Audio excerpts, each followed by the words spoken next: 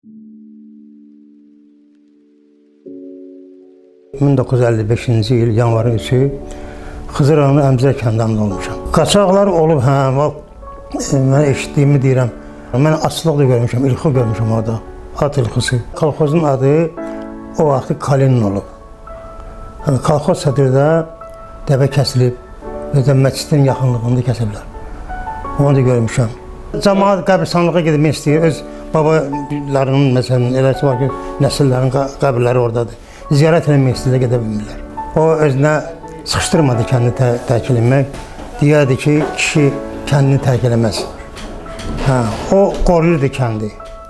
Yəni əgər yolumuz düzəlsə, mən özüm də gedərəm, özüm təsərrüfat quraram.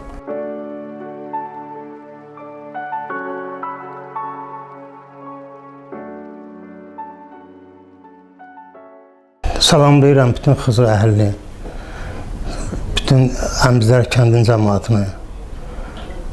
Hamısına can sağlığı, uzun ömrü arzulayıram. Mən Nəcəf Hacıyev Cəliloğlu 1955-ci il yanvarın 3-ü Xızı rayonu Əmzər kəndində olmuşam. Göz açmışam orada. Artıq orada ağsaqqalları, ağbirçəkləri tanıyırdım, görürdüm. Onların necə toy eləməklərini, necə yaslarım olanda mən görürdüm hamısını. Mollasını da tanıyırdım. Orada atam müəllim işləyirdi. Kəndin məktəbi vardı. Bizdə 7 sinif. Yəni orta deyildi, amma 7 illik məktəb idi. Orada müəllim işləyirdi. Sonra elə oldu ki, kənd sovetinə təyin edilər onu Qasımkənd kəndinə müavin. Və ailəvi köçmüş var. Mən də oraya gedəndə uşaq idim. Və orada Qasımkənd cəmaatının sıx əlaqədə olmuşuq. Tanıyıram vardı, rəhmətli Ələkbər əmiləri vardı, Ramazan əmi vardı, Meşədə Ramazan əmi vardı. Sonra, indi Qasımkəndlilərin adını bir-birini çəkmirəm, amma demək olar ki, hamısını tanıyırım. Orada, yəni ki, düz 60-cı ilə kimi həmin o kənddə yaşamışıq. Sonra 59-cu ildə ki, bu rayonlar belədilər, birləşdirilər Sumqayıta, Səbətkilər birləşdi, yəni Əmbizlər, Qasımkənd, bir də Şorabad.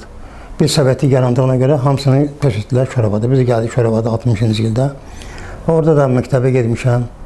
Oranın məktəbimin 10 illiyi idi, bitirmişəm.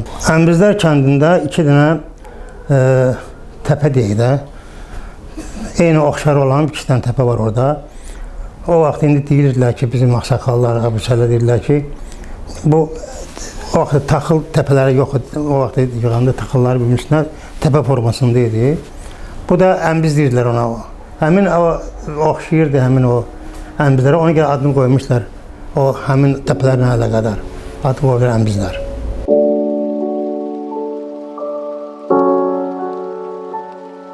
Bulaqlarımız, cürbəcür atda bulaqlarımız olub. Zərdə kəmər olub. Sonra Şura çimə vardı. Belə bizim elə qəbirstanlığın altında bir təpənin altında 2 dənə bulaq çıxırdı oradan. Şura çimə deyirlər adını. Bir də turba qoymuşlar, turbadan axırdı. Mənim yadıma gəlir ki, o vaxtı babamın olağını aparırdım, orada suluyurdum, balacaydım. 3 yaşım olardı. Aparırdım, orada suluyurdum. Birdən nəsə hükdü büyüm oğluna. O da öz olaqlarına gelmişdi. Götürdü, mənə düzəldi yola. Orada yıxar, burada yıxar, axırı yıxdı mənə daşlıqda, qolum sındı. Maşın da yoxdur ki, aparsınlar mənim həkimə. Hadəsə bir 10 günəcən qaldım orada. Göyərmişdi qolumdadım. Sonra gəldi maşın, vaxt gəlirdi də Şorabaddan gəlirdi. Apardılar mənə Şorabada. Sonra orada gözlədilər ki, qardaşım gəlsin, qardaşı da mənə aparsın Sumqayıta. Apardılar, gördük, birləşib, əqiri birləşib. Təzən sındırdılar, qoydular gipsə. Yəni ki, belə bir hadisə olmuşdu. Bayramlarda hamısı bir-birinin evinə gedərdi, bir-birini təbrik edərdilər. Yəni kənd cəmaatı o qədər mehriban olub bir-birinə ki, hətta bir-birinə bir qardaş bacı kimi baxardılar bir-birinə. Toylarda da həmçinin elə edilər. Toylarda məsələn gələrdilər, məsələn, arvadlı kişi, elə olub ki, arvadlı kişi bir yerdə olublar, amma ki, başqa gözünə baxmırlar. Yəni ki, onlarda kişilik nümunəsi olub. Yəni orada mən deyərdim ki, məsələn, qonşu kəndlərdən də məsələn görürsən ki, qız verərdilər, alardılar. Məsələn, ən çox Ağdərə kəndinə əlaqəsi olub. Məsələn, çox adamlar tanıdım ki, məsələn, Ağdərədən qız alıblar. Sonra Qasım kəndə qız veriblər, qız alıblar. Tudarda həmçinin. Yəni ki, yaxın qohum olublar. Qohumluq əlaqələri olub. Qohumluq əlaqələrimiz qonşu kəndlərindən çox olub. Qasım kəndlilərinin olub, Ağdərə kəndinin olub, Tudarlılarının olub. Yəni bu Kəşkürək, Əmbizdə, Gilanava kəndlərində bizim qohumluq əlaqələrimiz olub. Yəni ki, bir-birimizlə sıx əlaqədə olublar. Gəlik-gediş olub. Seyidlərimiz olub kənddə. Seyid Cəlal kişi olub. Allah rəhmət eləsin. Sonra Hacı Heydər kişi olub. Onlar da seyiddirlər. Seyid Məmmə olub. Oğlu müharibə gedib gəlməmişdi. Yəni tənha bir qadın kimi qalmışdı orada. Amma kənd cəmaatı ona baxırdı. Həm seyid olaraq, həm də ki, şəhid anası olaraq ona baxırdılar. Yəni ki, yaxından ona köməklik edirdi. Lazım olan nə lazım bilirdilər. Qaçaqlar olub, mən eşitdiyimi deyirəm. Orada Mehdi Bala kişi olub, qaçaq. Sonra Ağabalaya Əzim olub. Yəni, sonra hələ Naşəbəbin özü də qaçaq olub. O özü də deyirdi ki, qaçaq, deyilənlər deyirlər ki, qaçaqdır. O da onlarla olub bir yerdə. Yəni, olub qaçaqlar yadında döyür. Amma olub. Yəni ki, onlar rejimə qarşı vuruşublar. O vaxt yəni ki, cəmaatın əlindən tutub alırdılar, malını, heyvanı alırdılar, qoşurdular kolxoza. O rejimə qarşı, yəni ki, razılaşmırdılar ki, mən illər boyu zəhmət çəkmişəm, mən özüm üçün təsərrüfat qurmuşam, gəl mənim təsərrüfatımı al əlimdən aparıqını birəşdir kolxoza. Yəni ki, belə şeylərlə onlar razılaşmırdılar, ona görə də onlar qaçaqlıq edirlər. Yəni ki, rejimlə əlaqədar idi.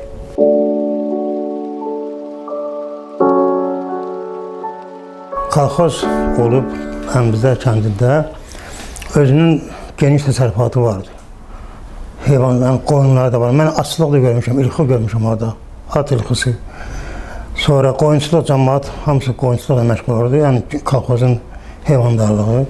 Sonra əkinlər əkilirdi, yəni buğda, arpa, mən içdiyimi deyirəm, noxud, lərgə, sonra məcmeyi və kartof, belə şeyləri əkiblər. Və kolxozun nəzdində olurlar. Cəmaat da hamısı cəlb olunmuşdu işə. Həmin o kolxozda cəlb olunmuşlar, işləyirdilər. Əmək haqqını da oradan alırdılar. Yaxşı da cəmaat o vaxtı dolanıb. Yəni yaxşı dövrlər idi. Yəni düz baxmıram, mən müharibədən dövrdən sonra olmuşam. Yəni ki, axır cəmaat nə qədər olsa axır dolanı bilirdilər. Kolxozun adı o vaxtı Kalinin olub. Kolxoz sədri də Ağarzəmi Allahverdiyev olub. O vaxtı mənim ağlıma gəlir ki, onlar idi, o idi. Yəni ki, kolxozun rəhbərlik edirdilər. Yəni iş öz axarına gedirdi. Öz ahəngini gedirdi, hamısı cəmaat işə cəlb olunmuşdu. Bilirdi ki, daimi iş yerləri var. Yaşayışları da orada idi. Yəni quyuları da var idi. Məsəl üçün, mən hələ əvvəl biz yaşamışıq dağın dibində, artıq orada quyu yox idi. Sonra da ki, cəmaat şəhərə köç başlayanda, mənim babam quyuya yaxın, su yaxın olduğuna görə köçmüşdür Cabir əminin evlərinə. Orada Cabir əmi vardı, onların evlərinə keçmişdik, orada qalırdıq. Quyu da yaxınlıqda idi. O yadıma gəlir. Kəbir müəllim vardı, müharibə veteranı idi. O vaxtda partizan olub. Gəlirdi, bir təklidə tüfəngi vardı. Görürsən, atırdı ağaclara, sərçə vururdu da o vaxt indi. Amma dəbə kəsməyini görmüşəm. Dəbə kəsilib, özdən məscidin yaxınlığında kəsiblər. Onu da görmüşəm. Cəmaata sonra pay bölgüsü kimi veriblər. Yaxın kəndlərimiz olub, məsələn, hələ 5-600 metr bizdən aralı Hazlar kəndi idi, sonra Hacıağa kəndi idi, sonra Qasım kəndi, Tudar, sonra gəlir orada Cimsilər, Kəşkürək, Çərməməzar, şimal tərəfdən Həngilan idi, orada yaxın kənddə onlarda. Sonra torpaq sahələri çox geniş olub. Əlbəttə münbit torpaqları olub. Ən çox da, məsələn, əkilib orada. Buğda əkilib, arpa əkilib, kartof əkilən yerlər olub ki, əsbab orada kartof əkiblər. Sonra bizdə orada yadıma gəlir bir dərman vardı. Onu aqreqatların gətirmişlər. Deyəsən, səhv eləmirəmsə, Almanca, İngiltərədən. Üstündə yazılmışdı, o hərflərlə yazılmışdı. Bu axır zamanlar kimi aqreqatların hissələri qalmışdı orada. Biz gedirdik orada, uşağıdıq. Arpa gətirirdilər, yulmuş arpalarda un çəkirdilər orada. Biz də götürürdük, qorğa pişirirdik orada özümüz üstünə.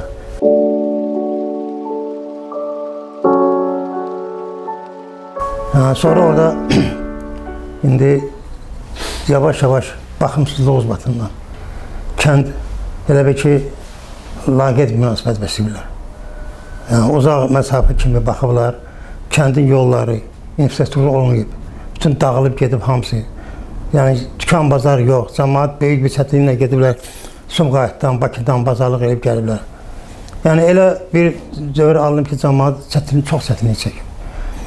Nəyə görə yol yoxdur, körpülər yoxdur.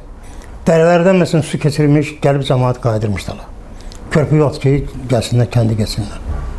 Hələ indi də, günün bu günündə də o davam eləyir. Bu da yollar yenə bərbad haldadır.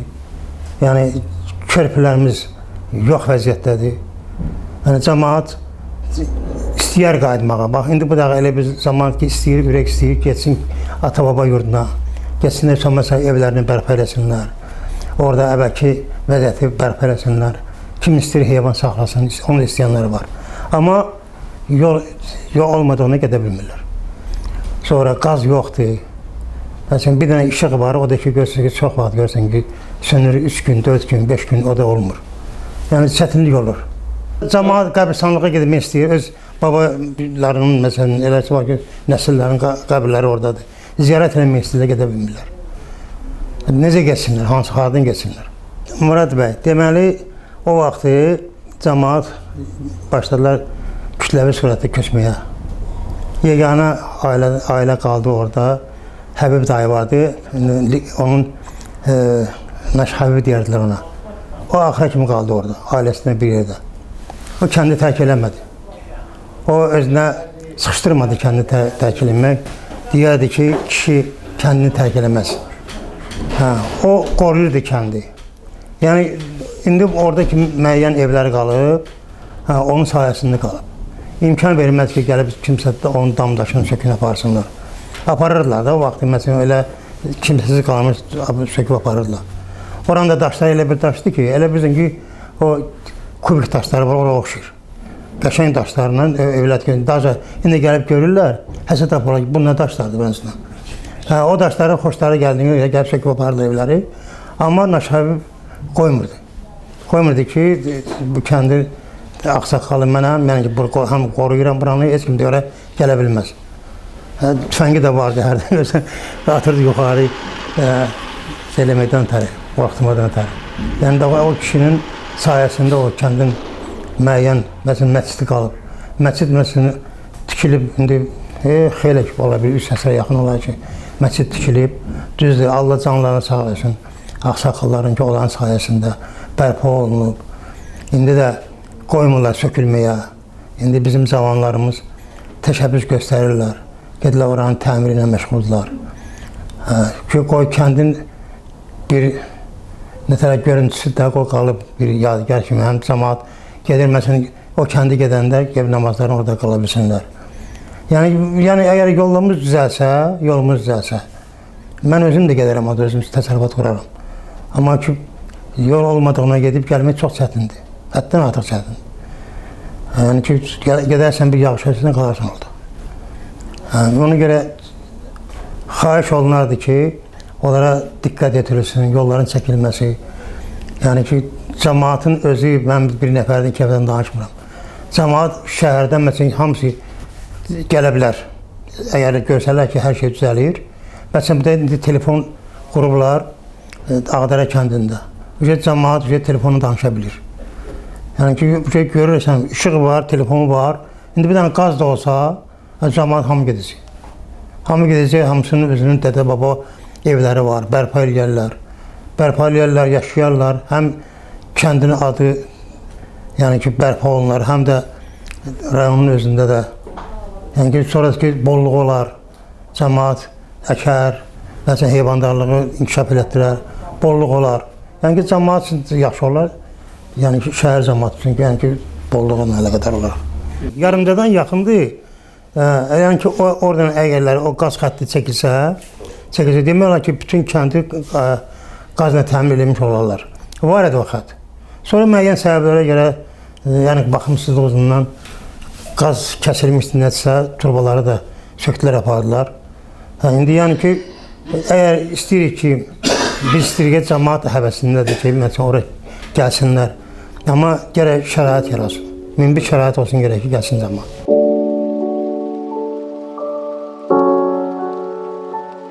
Murad bəy, Allah sənə can sağlığı versin ki, gəlib bu çəkilişləri deməli, çəkirsiniz, işıqlandırırsınız. Yəni ki, Allah sizə uzun ömür versin, yəni ki, can sağlığı versin. Çox gözəldir. Hamı baxır, görür ki, məsələn ki, bizim rayonumuzda, kəndimizdə nə olub, nə baş verir, hamısını bilirlər, xəbərdarlar. Allah yenə sizə təşəkkür bilirəm, qardaş. Çox sağ olun. Allah razı olsun.